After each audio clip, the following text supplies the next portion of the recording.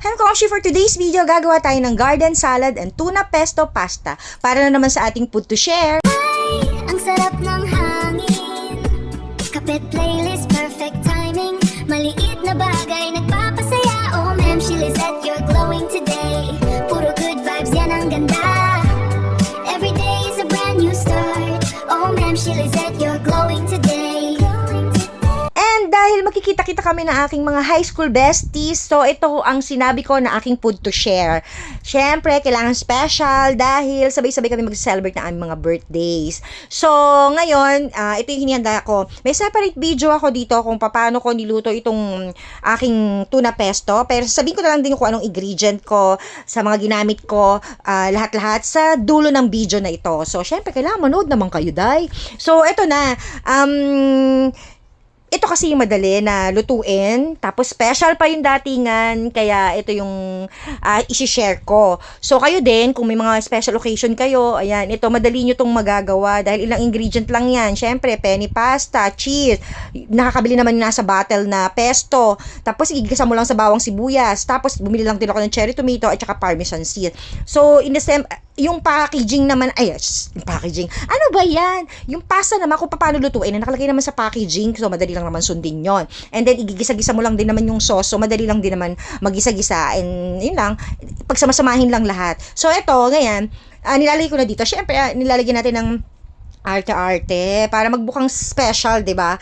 At mukha namang, mukhang special na binili sa resto.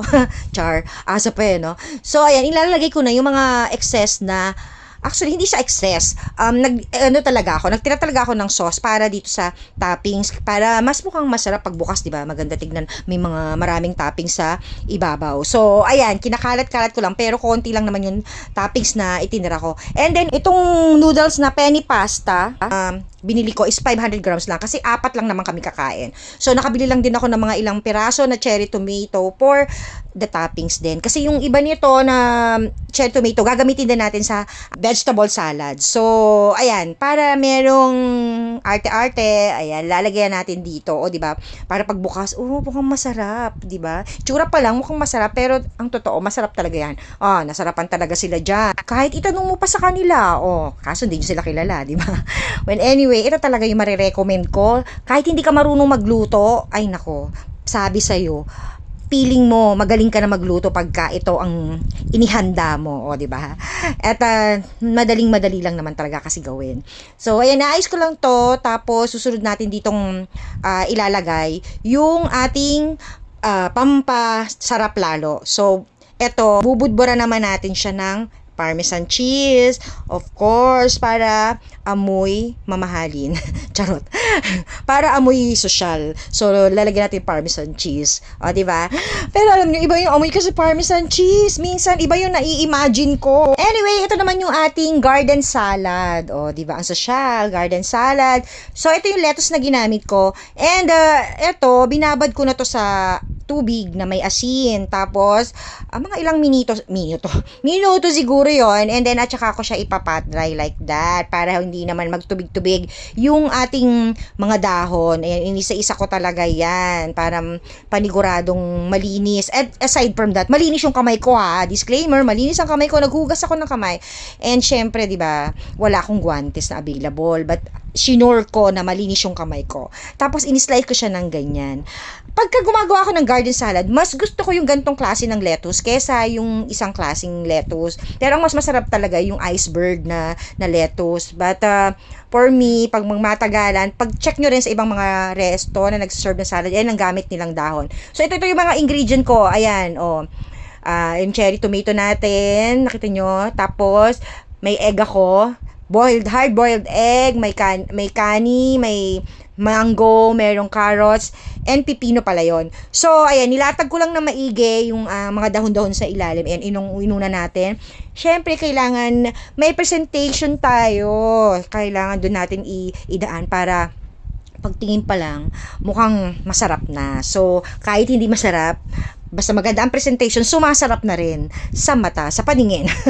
I don't know sa lasa. So, ayan, inuna ko lang yung carrots, ihilera natin para maganda siya tignan. Kaya nga garden. So, parang, alam mo yun, pila-pila, na parang nasa garden ka, na iba-iba yung mga tanim mo, yon. Ganon, kaya ako siya pinangalanan na garden. Charot lang.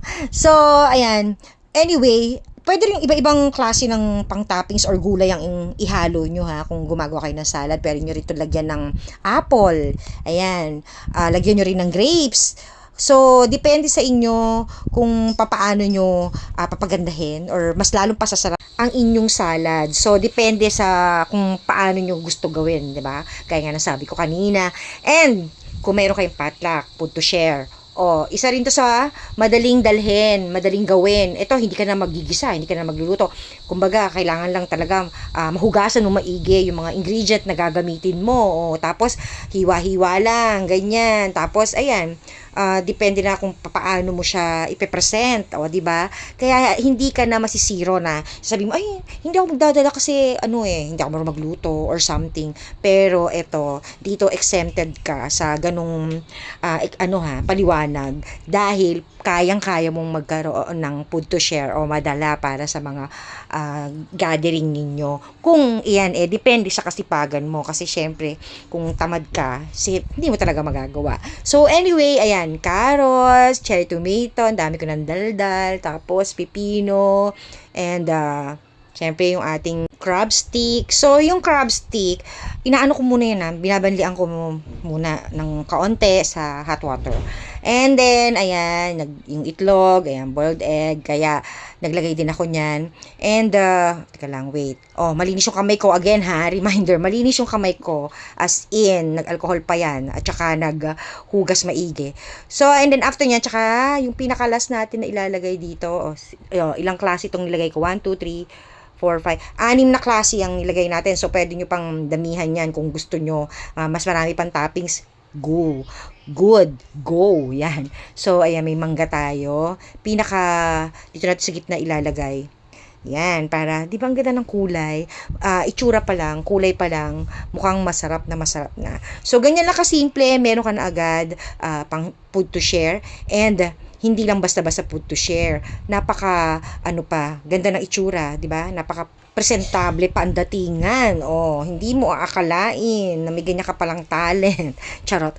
So, ayan na, ready na yung aking food to share. Ito na yung ating finished product. At ito na yung ating ingredients sa ating garden salad. Crab stick, cucumber, mango, egg, cherry tomato, carrots, and ating lettuce. Sa atin namang pasta, ayan, cherry tomato, penny pasta, cheese, tuna, pesto sauce, salt and pepper, and parmesan cheese. At ito na yung ating napakasarap na food to share, garden salad, and tuna pesto pasta.